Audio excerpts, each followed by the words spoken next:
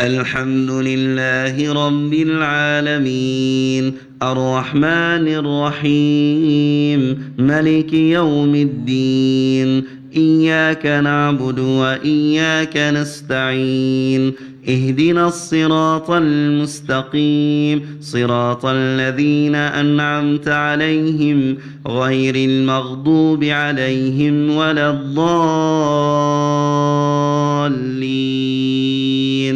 آمين واتل عليهم نبأ نوح إذ قال لقومه يا قوم إن كان كبر عليكم مقامي وتذكيري بآيات الله فعلى الله توكلت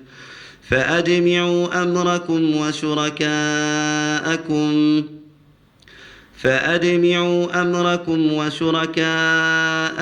ثم لا يكن أمركم عليكم غمة ثم اقضوا إلي ولا تنظرون فإن توليتم فما سألتكم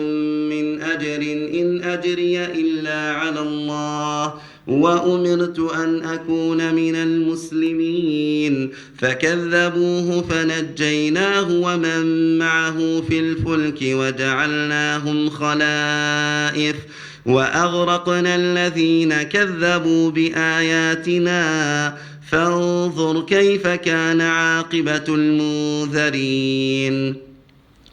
ثم بعثنا من بعده رسلا إلى قومهم فجاءوهم بالبينات فما كانوا ليؤمنوا بما كذبوا به من قبل كذلك نطبع على قلوب المعتدين ثم بعثنا من بعدهم موسى وهارون إلى فرعون وملئه بآياتنا فاستكبروا وكانوا قوما مجرمين فلما جاءهم الحق من عندنا قالوا إن هذا لسحر